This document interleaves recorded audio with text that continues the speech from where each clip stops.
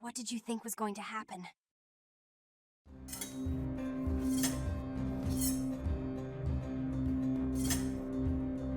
16. Conclusion.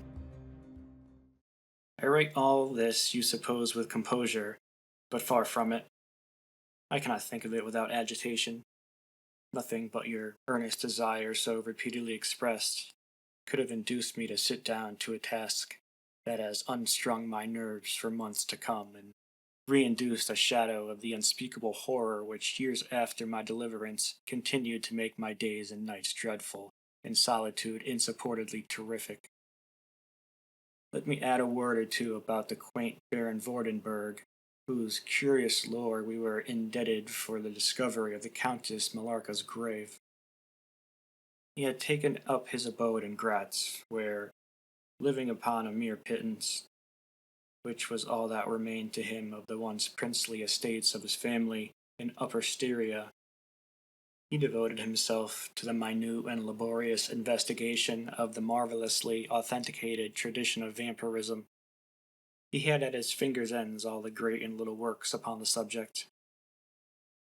Magia posthuma, fliganda mirabilibus, Augustunas de cura pro mortuis, philosophicae et Christianae cognate de vampiris, by John Christopher Herrenberg, and 1,000 others, among which I remember only a few of those which he lent to my father.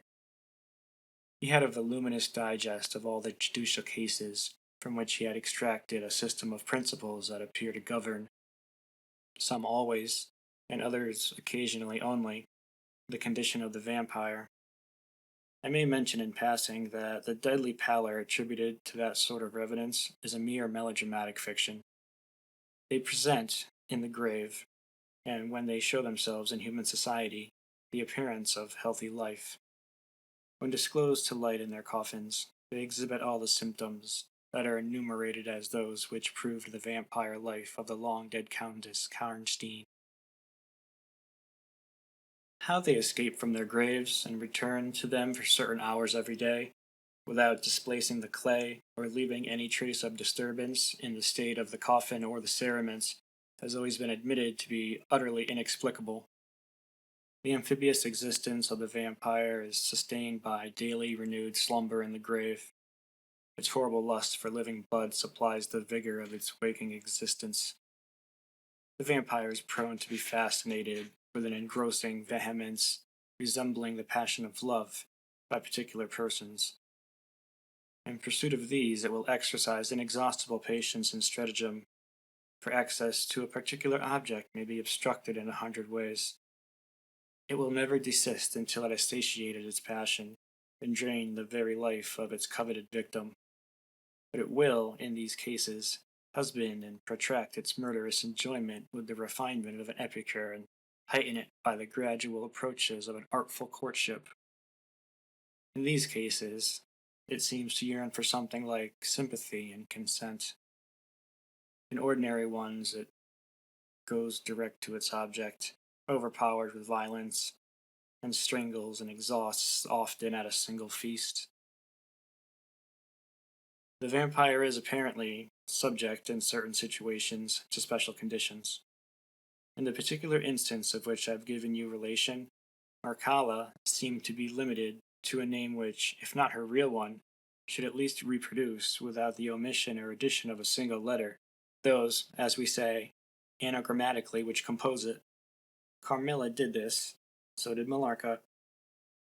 My father related to the Baron Vordenberg, who remained with us for 2 or 3 weeks after the expulsion of Carmilla, the story about the Moravian nobleman and the vampire at Karnstein churchyard, and then he asked the Baron how he had discovered the exact position of the long-concealed tomb of the Countess Mircalla. The Baron's grotesque features puckered up into a mysterious smile. He looked down, still smiling on his own worn spectacle case, and fumbled with it. Then looking up, he said, "I have many journals and other papers written by that remarkable man. The most curious among them is one treating of the visit of which you speak to Karnstein. The tradition, of course, discolors and distorts a little. He might have been termed a Moravian nobleman, for he had changed his abode to that territory, and was, beside a noble. But he was in truth a native of Upper Styria. It is enough to say that in very early youth he had been a passionate and favored lover of the beautiful Marcalla, Countess Karnstein. Her early death plunged him into inconsolable grief. It is the nature of vampires to increase and multiply, but according to an ascertained and ghostly law. Assume at starting a territory perfectly free from the pest. How does it begin, and how does it multiply itself? I will tell you. A person, more or less wicked, puts an end to himself, a suicide, under which circumstances becomes a vampire. That spectre visits living people in their slumbers. They die almost invariably in the grave, develop into vampires. This happened in the case of the beautiful Millarca, who was haunted by one of those demons. My ancestor Vordenberg, whose title I still bear, soon discovered this, and in the course of the studies to which he devoted himself, learned a great deal more. Among other things, he concluded that suspicion of vampirism would probably fall sooner or later upon the dead countess, who in life had been his idol. He conceived a horror, be she what she might, of her remains being profaned by the outrage of a posthumous execution. He has left a curious paper to prove that the vampire, on its expulsion from its amphibious existence, is projected into a far more horrible life, and he resolved to save his once beloved Millarca from this. He adopted the stratagem of a journey here, a pretended removal of her remains, and a real obliteration of her monument. When age had stolen upon him, and from the veil of years he looked back on the scenes he was leaving, he considered in a different spirit what he had done, and a horror took possession of him. He made the tracings and notes which have guided me to the very spot, and drew up a confession of the deception that he had practiced. If he had intended any further action in this manner, death prevented him, and the hand of a remote descendant has, too late for many, directed the pursuit to the lair of the beast. We talked a little more, and among other things he said was this: one sign of the vampire is the power of the hand. The slender hand of Millarca closed like a vice of steel on the general's wrist when he raised the hatchet to strike, but its power is not confined to its grasp. It leaves a numbness in the limb it seizes, which is slowly, if ever, recovered from. The following spring my father took me a tour through Italy. We remained away for more than a year.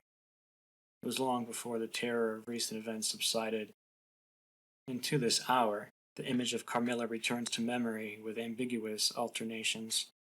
Sometimes a playful, languid, beautiful girl, sometimes the writhing fiend I saw in the ruined church, and often, from a reverie I have started, fancying I heard the light step of Carmilla at the drawing-room door.